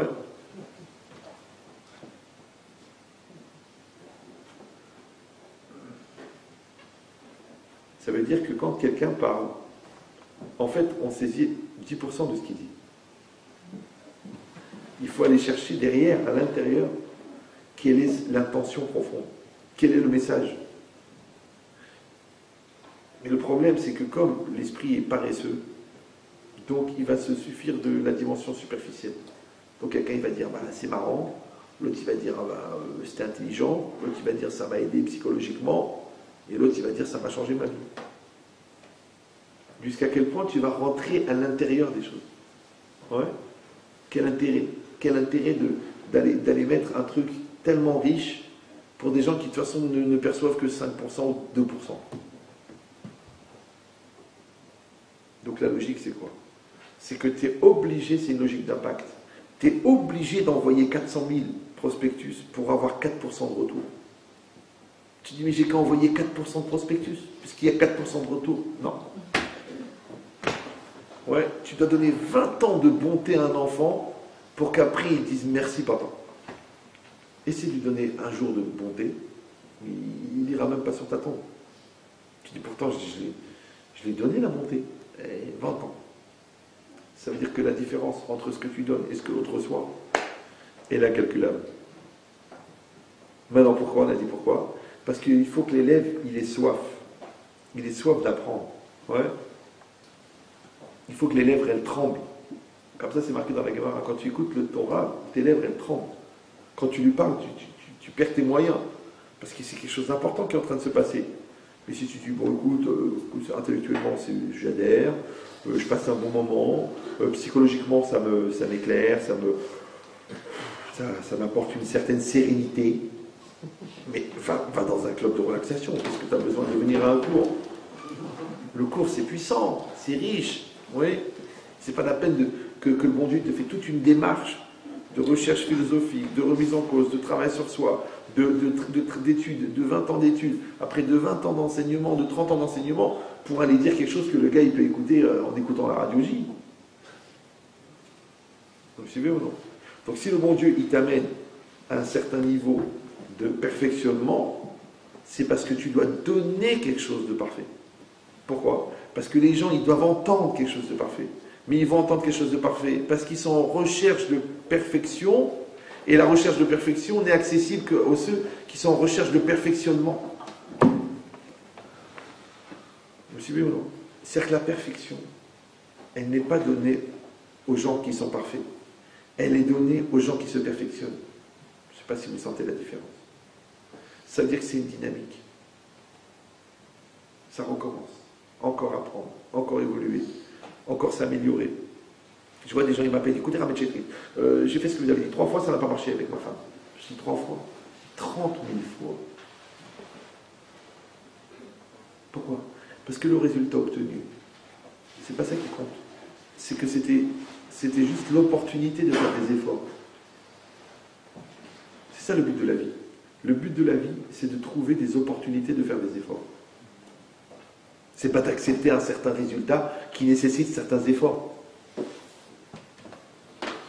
Parce que qu'est-ce que tu vas faire après que tu auras atteint le résultat? Tu vas commencer à t'ennuyer. Et ça, c'est de la consommation. Mais nous, on n'est pas là pour consommer, on est là pour devenir. Maintenant, devenir, ça ne s'arrête jamais.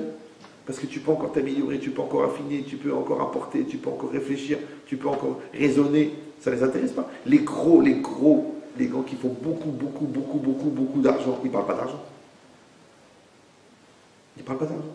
Ils parlent de projets, ils parlent d'énergie, ils parlent de parfum du temps, ils parlent de tendance. Ils ne parlent pas d'argent. Tu te dis, attends, mais le mec, il s'est fait 1 milliard. Il s'est fait 1 milliard. Mais lui, il ne sait même pas de quoi tu parles. Lui, il a eu un coup de génie, il a misé sur la monnaie, il a fait 1 milliard. Un coup de génie. Alors qu'est-ce que tu crois? Parce qu'il est intelligent. C'est un coup de génie. D'accord? Maintenant, il y en a qui vont faire 30 ans pour gagner 100 000 euros, il y en a qui gagnent 1 milliard par demi-heure. Tu dis, c'est grave. C'est un syndrome, ça s'appelle Kerviel, quand ça tourne mal. Ouais. Mais l'idée, c'est quoi? C'est que si quelqu'un, il peut faire balader des milliards, d'accord, juste par des petits jeux de souris et de clics, donc imagine ce que tu peux transporter comme sagesse, ouais, par des réflexions, par des échanges et par de l'étude. Puisque tout le monde physique, il n'est que symbolique du monde spirituel. Donc c'est ça ce qui est marqué ici.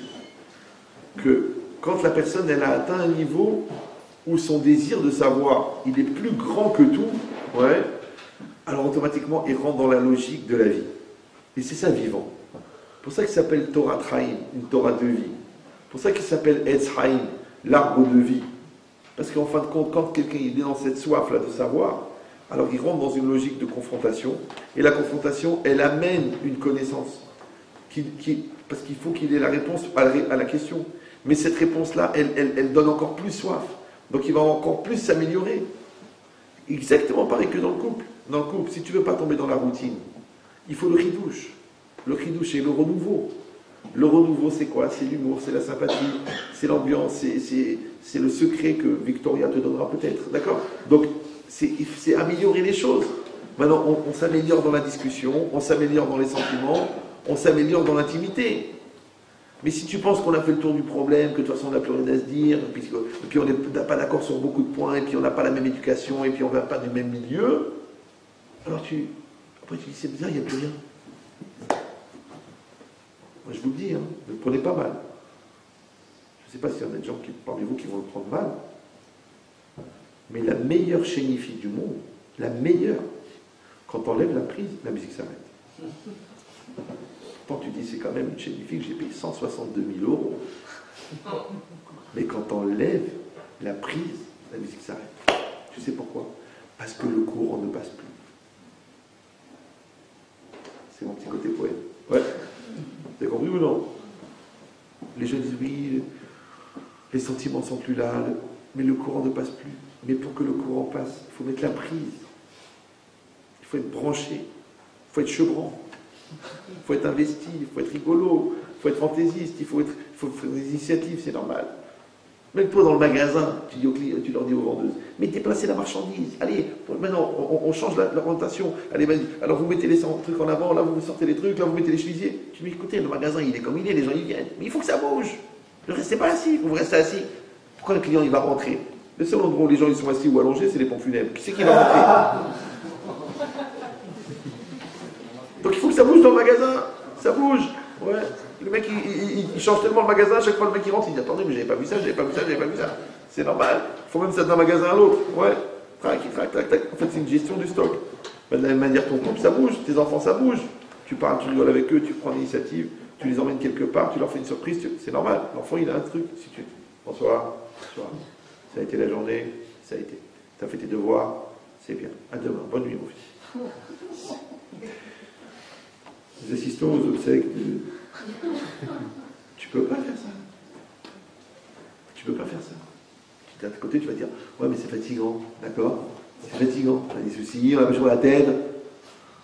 Ne dis pas des bêtises pareilles, parce que si Chas Veshalom, il y a un accident ou là une tentative, d'un seul coup, tu vas trouver du temps pour t'occuper. Donc il faut juste être un peu intelligent de le faire avant qu'il arrive l'accident ou la tentative. C'est un peu la logique. Voilà. Donc ça veut dire que tu sais que les efforts que tu devras fournir, plus tard, tu pourrais les fournir naturellement. Alors fournis-les au lieu d'être obligé de les fournir. Ça veut dire que soit chacham par anticipation, ne soit ça par chacham par obligation. Et c'est ça la différence. La sagesse d'avant, elle prend la tête. Mais la sagesse d'après, elle est amère. Comment s'appelle la sagesse d'après? Les remords. En français, ils appellent la prise de conscience. J'adore ce gros mot. Quand les gens te disent, écoutez Rav, j'ai pris conscience. Je dis donc avant, tu étais dans le coma. Puisque tu n'étais pas conscient. Donc maintenant, tu as pris conscience. Ou les gens te disent, j'ai retrouvé mes esprits. Le mec, il a refait le grenier, il a trouvé ses esprits. Oh, j'ai retrouvé mes esprits. Oh, je l'ai cherché partout. Mais je pensais qu'il t'avait jamais quitté. D'accord? Or, l'esprit, là, ouais, c'est le lien avec la réalité. Ça s'appelle la conscience. Ça s'appelle l'investissement. s'appelle la at'ama en hébreu, d'être matim avec la chose, d'être adapté. Et c'est ça la sagesse, d'accord? Maintenant, quand tu as cette soif de faire plaisir à la personne que tu aimes, tu vas trouver les cadeaux, tu vas trouver les mots. Quand tu as la soif d'accompagner tes enfants, tu vas leur dire les bonnes paroles, tu vas leur donner les bons conseils. Quand tu as la soif d'exploser ton magasin, tu vas trouver l'intelligence marketing pour développer. Mais il faut la soif.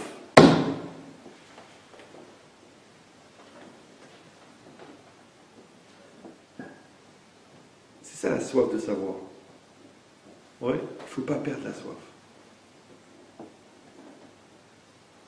pour ça que c'est marqué dans le Passouk qu'à la fin des temps, ouais, allez boire l'eau.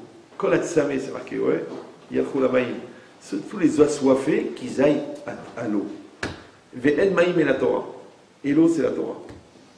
Donc le plus important, encore une fois, c'est quoi? C'est de conserver sa soif. C'est pour ça que c'est marqué que dans la Gemara d'Antmoura d'Aftet Zaïn, c'est marqué Outniel ben Kenaz. Ouais, c'est un très très grand chacham, il a prié. Comme ça, il a prié.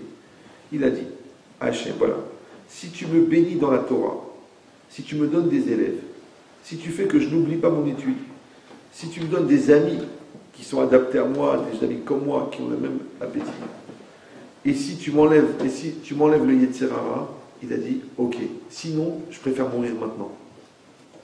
Il a fait cette prière, je ne sais pas si vous comprenez. Il a prié comme ça. Ouais. On nous dit, bah, faut pas tout demander, il faut y aller doucement. Non, lui, il a dit, c'est ça ou rien. Il n'a pas voulu discuter, il n'a pas voulu mesquiniser sa demande.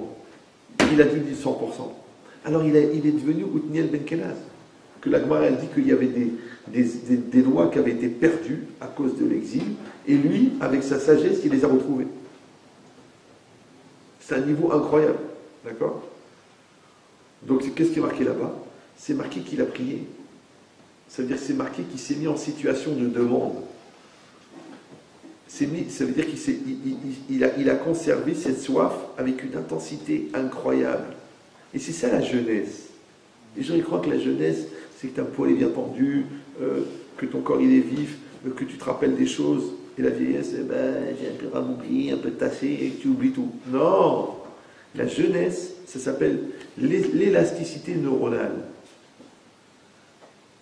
C'est que ton cerveau, il fonctionne.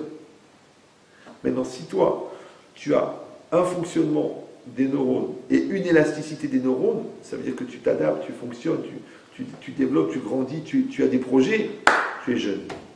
Maintenant, si tu es blasé, si tu es fatigué, si tu es épuisé, si tu as déjà tout compris et que tu as tout vécu, parce que tu as eu 150 000 à la PlayStation, tu es déjà vieux. Tu es déjà vieux. Je suis vieux, non? Des gens qui sont vieux avant d'être jeunes. Ils sont déjà vieux. Tu as dit, lève-toi, ça sert à rien, fais des études, j'ai pas les nerfs, va lui dire que tu l'aimes, c'est à elle de faire le premier pas. Eh ben crève.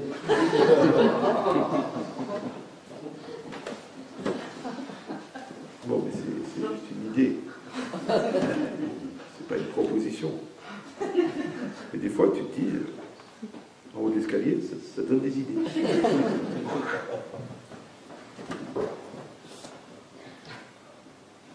Alors, si c'est ça, vous avez compris en fin de compte. Quand la personne, elle se met dans cette attitude-là, en fin de compte, elle se met dans cette attitude de mouvement.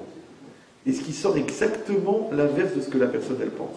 Parce que la personne, elle pense qu'on lui demande de faire un effort et que cet effort lui coûte de l'énergie. Alors qu'en fait, c'est l'inverse. C'est l'effort fourni qui produit de l'énergie. C'est comme une dynamo. Ouais.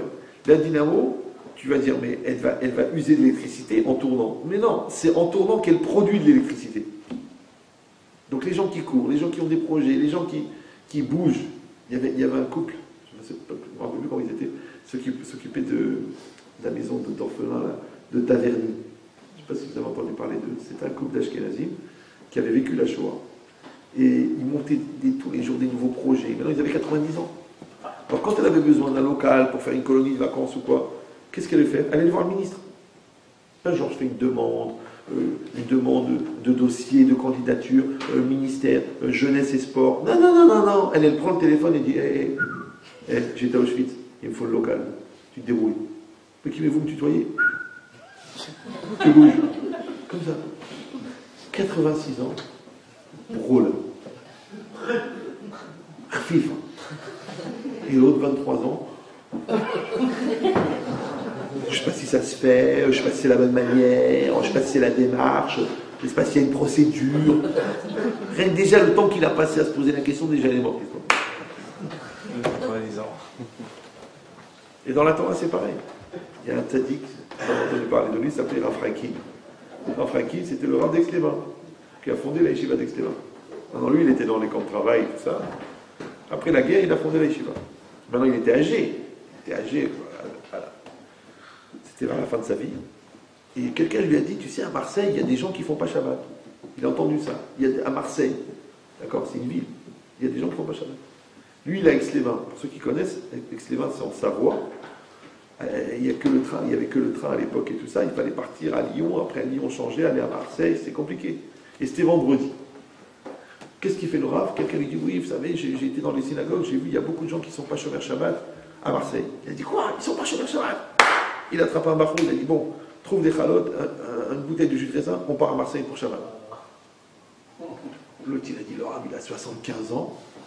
Lui, il a 20 ans. Il a commencé à paniquer.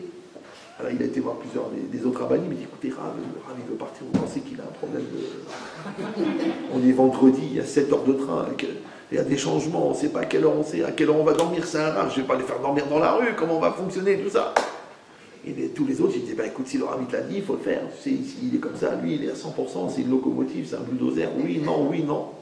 Bon, au bout d'un quart d'heure, il dit, bon, on y va, il commence à chercher les chalotes et tout, il trouve des chalotes, de Shabbat avec du jus de raisin. Il ne trouve pas le Rav. Il tourne dans la yeshiva, il attrape un gars, il dit, t'as pas vu le Rav? Il dit, il est parti. Je ne sais pas si vous comprenez. C'est que 75 ans, il est plus refif que l'autre de 20 ans. Il est parti. Qu'est-ce qu'il va manger? Où il va dormir? Moi, je me rappelle, j'étais à un mariage à Lyon, il y a longtemps, il y a moins 25 ans. Et il y avait le Rav. Il est venu de Aix-les-Bains à Lyon. Et la Kala n'était pas très bien habillée. Vous savez, c'était un truc comme ça. Savez-vous? Et lui, le Rav, c'est un kadosh. Qu'est-ce qu'il a fait? Normalement, dans cette situation où on demande à la Kala de mettre un voile, ou alors où le Rav il met son chapeau comme ça, voilà. Lui, il s'est tourné de dos. Il s'est retourné de dos. Je ne sais pas si vous comprenez, c'est-à-dire, le Hadan et la Kala, ils étaient derrière. Il a fait les brachot, il a fait le kiddush, il a fait les brachot. Et après, il a parlé. Il a parlé, il a expliqué l'importance de la Tarat HaMishpacha, de la pureté familiale et tout. Et quelqu'un a été le voir à la fin, il lui a dit, mais Rav, devant moi comme ça, il a dit, mais Rav, c'est des gens éloignés, c'est des gens, ce soir, ils vont faire une soirée d'ensemble. La teuf du Guéinam, ouais. Et vous êtes venus à votre âge, d'Aix-les-Bains et tout ça. Vous êtes fatigués. En plus, il y avait même pas, au moins, ils n'ont même pas eu la pudeur de se couvrir devant un Rav et tout ça. Vous êtes retournés. Il a dit, ils savent que Rav Frankin, il est venu, ils vont prendre sur eux la liberté. Vous croyez que ces gens-là, maintenant, ils habitent en Israël, ils ont tous les enfants dans les cheveux, et je ne te dis pas la sniout. Il y a Hassara que on voit un bout de la peau ou un cheveu. Comment c'est possible? Elle était venue, Toftofa, vas-y, le feu il est allumé, le gyrophare de Miami Beach. Vous avez compris ou non? Rav Frankin, il est venu. Il est venu. Il s'est fatigué, il a pris le train, il a mal au dos, il est malade, il est venu. Tu peux rien faire. C'est un ouragan. Ouais. Pourquoi? Parce qu'en fin de compte, lui, vous savez, Rav Frankin, c'était un des derniers élèves du Chafetz Chaim. C'est qu'il a vu le Chafetz Chaim face à face. Ouais. Après, il est parti étudier, après, il est parti de Radin, il est parti. Après, il a été déporté dans les camps de travail. Après, il est revenu, il s'est marié, il a créé la yeshiva. Mais ce monsieur-là, ouais, il a le Chafetz Chaim dans la tête. Donc c'est comme si toi, tu reçois par reflet la lumière du Chafetz Chaim. Comment quelqu'un comme ça qui est rempli de Torah jusqu'au plafond, oui, il va te dire un mot, il va te dire une remarque, il va te dire un conseil, mais c'est du titane. C'est de l'or qui coule. Massif. C'est normal. Pourquoi? Parce que tous ses efforts et tous ses sacrifices et toute son étude de la Torah, et elle est vivante, elle est là. D'accord? C'est ça, Chacham. Ça veut dire qu'il a fabriqué une personne. Il a taillé un diamant. Il a créé une œuvre d'art. Maintenant, les gens, ils meurent pour faire la Joconde. Ouais. Mais la Joconde, c'est un objet. Il est beau, hein. C'est beau, tu restes devant, tu dis, elle sourit pas, elle fait la gueule.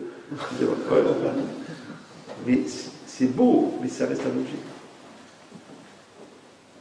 Alors, Agmara raconte qu'un jour, il y avait deux Amoraïm, à l'époque de la Guémara, comme ça.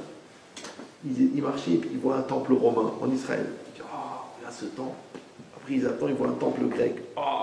Après, ils voient un pont des Byzantins. Il y a beaucoup de civilisations qui sont passées par Israël. Alors, il y en a qui disent, quand même, c'est quand même bizarre que nous, on n'a pas de beaux bâtiments. À part le Beth Amikdash qui a été détruit, il n'y a pas des beaux bâtiments. Une synagogue. Alors, l'autre, il lui a dit, eux, ils font des immeubles, nous, on fait des hommes. Vous suivez ou non? Et ce qui est bizarre, c'est que l'immeuble il reste et la personne elle meurt. Alors tu dis t'investis sur du court terme. Tu crois toi? Maintenant on est là maintenant en 2018. Ouais, on cite des phrases qui ont été dites par des gens qui ont vécu il y a 2500 ans, 2800 ans. Ouais, tu crois qu'ils sont morts? C'est-à-dire qu'il y a des millions de personnes qui les ont cités depuis qu'ils sont morts, avant déjà de leur vivant comme ils étaient cités. Donc ils sont encore vivants. Alors que l'immeuble, c'est un immeuble. Donc tu vas à Versailles, ok, c'est beau, c'est Versailles. Qu'est-ce que tu vas faire? Tu vas le mettre dans ta poche. Tu es impressionné. Oh, les jardins. Oh, ok. Oh. Tu dis la salle des glaces. Oh, ok, mais bon, ça t'a pas rafraîchi pour autant. D'accord? Donc ça veut dire quoi? Ça veut dire, regarde la différence entre ce qu'un il a apporté et l'autre il a apporté. Ben, c'est exactement pareil. La personne, elle peut participer. Elle peut participer à quelque chose qui est beaucoup plus grand qu'elle. Mais il faut qu'elle sorte du vrai écran. Et l'écran a quelque chose de grand, c'est soi-même.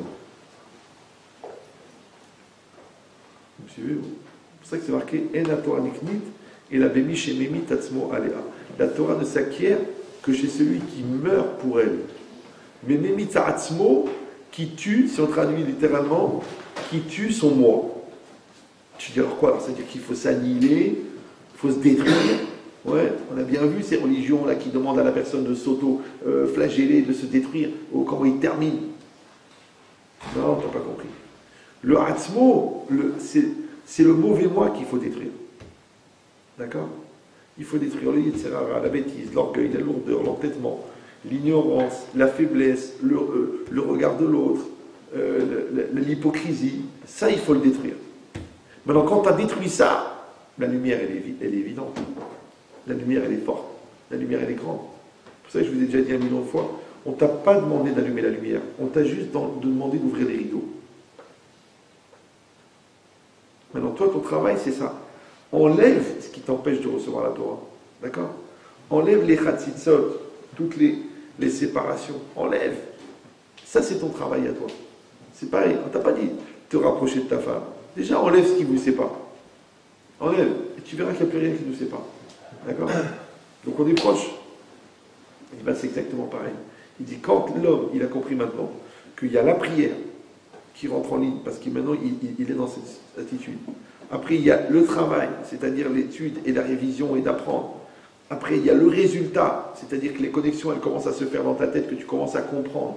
Et après, que maintenant, il y a une connaissance qui est acquise. Et après que tu as dépassé le niveau de la connaissance, oui, donc que ton étude de la Torah n'est plus simplement une recherche d'information, alors là, elle commence la mitzvah d'étude de la Torah. Pourquoi? Parce qu'on dit Ikar Talmud Torah Da'at et Hashem. Le principal de l'étude de la Torah, c'est pour connaître Dieu. Les gens, ils croient que c'est pour le mode d'emploi. Genre, tu achètes un appareil photo, tu tapes la brochure. Ouais, c'est pour ça qu'ils font des trucs de plus en plus simples, qui marchent tout seuls. Parce que les gens n'ont plus la patience de lire la brochure. Quand ils te donnent un truc de 150 pages pour faire marcher un appareil photo, tu crois que le gars, il se tape la brochure. Il voit, il appuie là, il appuie là, il appuie là, il dérègle toutes les mises au point, et après, l'image, elle est floue. D'accord? Mais, c'est exactement pareil. Le mode d'emploi, c'est la Torah. D'accord? Donc toi, tu dois apprendre le mode d'emploi. Maintenant, quand tu connais le mode d'emploi, voilà, tu sais étudier, tu connais les lois. Alors pourquoi tu vas continuer à étudier? Et dit l'étude de la Torah à ce niveau-là, c'est plus une Torah de Yedi'a, une Torah de connaissance. C'est une Torah de Avoda. C'est-à-dire, ça devient un service divin, comme tu mets les téphilines, comme tu rentres dans le mikvé, comme tu manges la matzah, tu étudies la Torah. Et là, cette étude-là, elle te donne un niveau de proximité avec Hachem qui est incroyable.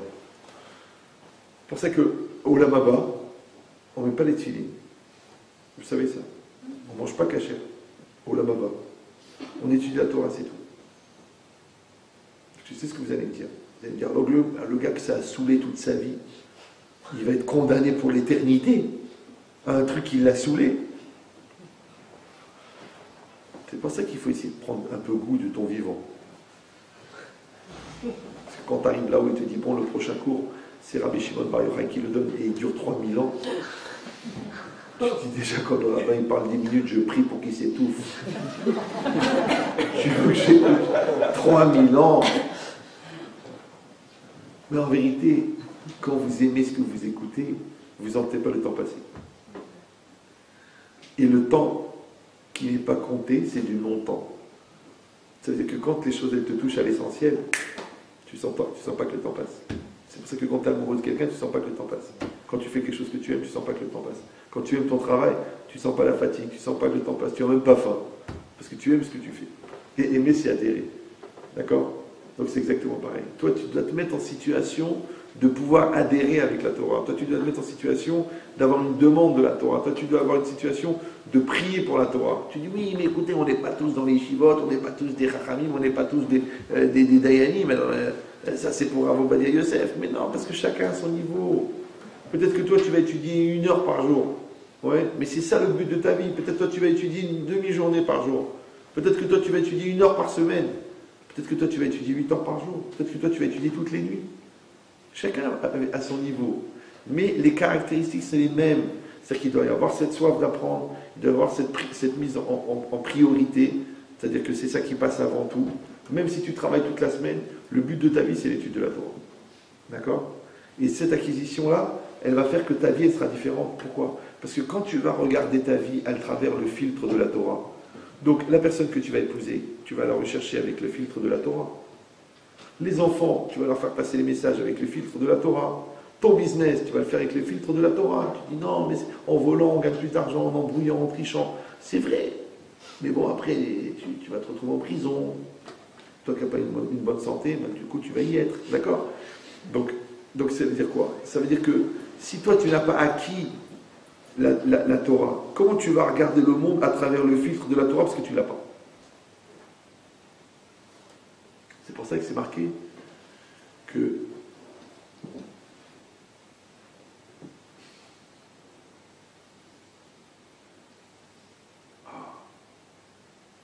oui, c'est marqué Amer Gessim El Amhaim. Merci. Les ignorants ne sont pas vivants. Tu dis, attends, ils ne sont pas vivants. Le mec, il est à côté de moi, je le vois tous les jours, il vient à la synagogue, il est ignorant. Il n'est pas vivant. Tu dis, oh, ça, c'est encore les rabbins qui ont voulu créer des classes inférieures, genre des sourasses de chiens, ouais, que comme ils sont ignorants, ils ne sont pas vivants. Non! Le Rav Dessler, il explique très bien. Il dit en vérité, étant donné que la vie, la Torah, elle s'appelle arbre de vie. Et que la Torah, elle touche des horizons. Et la Torah, elle multiplie tes capacités. Et la Torah, elle te donne une autre lecture des choses. Donc, sans la Torah, il y a une vie que tu ne vivras jamais. Vous suivez, vous? Comme moi, à l'époque, quand je faisais la philo, sans les bouquins, mais dans la réflexion. J'avais de la peine de voir des gens qui ne réfléchissaient pas. J'ai essayé de leur casser la tête. Même mes frères, les pauvres, je les mettais du stress. Je leur disais, mais réfléchis au temps, aux principes, aux fondamentaux. Regarde les phénomènes, comment ça fonctionne. Regarde la loi de causalité. Voilà. Et lui disait, arrête, vous me saoulez, je lis mon Mickey. Moi, j'avais de la peine. Je dis, Mickey, tu vas finir une souris. D'accord? Mais bon, ça veut dire que tu peux pas faire exister les gens. Tu peux les inciter à exister, tu peux leur proposer d'exister, mais tu ne peux pas les obliger à exister. Ce n'est pas des tubes de dentifrice que tu appuies dessus pour que ça sorte. Ça ne marche pas. Et après, ils vont t'en vouloir d'avoir appuyé, alors qu'en fin de compte, c'était pour leur bien. Mais le bien, c'est le tov, et le tov, c'est complet. Donc s'ils ne sont pas complets dans ce choix-là, ça ne peut pas être du bien pour eux. Bon, mais j'étais jeune. Donc c'est quoi l'idée? C'est qu'en fin de compte, quand la personne, elle a de la peine, qu'il y a des horizons complets que tu ne verras jamais. Il y a des horizons énormes que tu ne comprendras jamais. Il y a des attitudes que tu ne tireras jamais profit parce que c'est loin de toi. Imagine-toi que l'orgueilleux, il n'a pas tous les bénéfices de la modestie. Imagine-toi que le coléreux, il n'a pas la sérénité du calme. Donc avec sa colère, regarde à quoi il a renoncé. Il n'a plus d'amis, puisqu'ils sont tous référencés sur chiant.com. Ouais. Il n'a plus de mari, il n'a plus de femme, parce qu'il n'a plus supporté l'hystérie, d'accord? Il n'a plus d'enfants, parce qu'ils sont terrorisés. Donc tout ça, il a renoncé, pas pour la colère. C'est pour ça que la Gemara dit, Ragzan no altalo et la Ragzanuta. Le coléreux, il n'a que la colère. Il peut seulement dire, ça m'a défoulé, c'est tout. Mais tout le reste, il a détruit. Ça veut dire que toi, tu dois faire le calcul de ce que tu perds, pas seulement de ce que tu gagnes. Mais si tu vois que tu perds beaucoup plus que ce que tu gagnes, est-ce que ça vaut vraiment la peine? C'est exactement pareil. En fait, la logique, c'est que quand la personne, elle gagne la Torah, elle gagne tout. Elle gagne tout. Ouais. Parce qu'on a dit la Chokhmah, en fin de compte, elle va alimenter tous les canaux de la bracha. Mais la Torah, elle alimente les canaux de la bracha, qui alimente les canaux de la Chokhmah, qui alimente les canaux de la réalité. Donc c'est à l'origine de tout. C'est pour ça que c'est marqué ici. Que Belev kol chacham lev natati chokhmah. Dans le cœur de tout sage de cœur. D'accord? On a compris maintenant. Qu'en fin de compte, ce préliminaire à la sagesse que Dieu va te donner, c'est la soif de sagesse que tu avais avant. Maintenant, c'est pas seulement qu'il y a un moment où tu as soif de connaître et après tu connais. C'est que c'est un cycle. D'accord? Ça veut dire que tu vas avoir soif de connaître et tu vas connaître. Comme tu vas connaître, tu vas avoir soif de connaître. Ça ne s'arrête jamais. Comme un couple, la passion, elle va en augmentant. D'accord? Comme les enfants, ils s'améliorent de plus en plus. Comme ton magasin, tu es obligé de le développer pour qu'il puisse continuer. Donc ça veut dire quoi? Ça veut dire qu'en fin de compte, tu rentres dans une dynamique positive de résultats. Et ça ne s'arrête jamais. Ouais. Et comment ça s'appelle? Roi Elohim. C'est ça l'esprit divin. Qu'Hachem, il a choisi des gens qui avaient l'esprit divin. Mais encore une fois, tu retomberas dans le même piège. Tu dis, mais ils ont reçu l'esprit divin, mais tu dis qu'il les a choisis parce qu'ils avaient l'esprit divin. Donc c'est toujours la même logique. D'accord? Que celui qui est motivé et qui a soif et qui investit et qui est pur et qui est entier dans son choix, il a déjà fait la moitié du travail. Après, le reste, c'est le bon Dieu qui va l'envoyer. Mais encore une fois, on ne peut pas faire un virement à quelqu'un qui n'a pas de compte. Donc toi, tu crées le compte et le bon Dieu fait le virement. Hazak ou Baro? Hazak. Donc il y a cours mardi prochain. Demain soir, il y a cours à Nice. Je ne sais pas s'il y a des gens qui veulent se déplacer. Ah, on est là-bas. Et dimanche à Milan. Donc on va avant de dédier le cours, je voulais vous dire qu'au niveau du site internet, on va passer entièrement sur le numérique. Donc il reste quelques DVD physiques et des CD physiques avant qu'ils aillent chez Christie's. Donc s'il y en a qui veulent les acheter, ils sont là, à 2 € au lieu de 5. Sinon on va être obligé de les donner. Je ne sais pas si vous avez mal le prendre. Donc, on demande que le cours soit dédié pour la réfoua chez de tous les malades d'Israël, et en particulier pour Aïder Rivka Bat Nathalie Kamra, pour Chaya Bat Miriam, qui a subi une grosse opération sérieuse. Aussi pour le Raphaël Zvi Ben Sarah, Shmuel Eliaou Ben Suzanne Sarah. Tu peux éteindre la caméra, David. Aussi pour Simcha Bat Flecha, Esther Bat Flecha,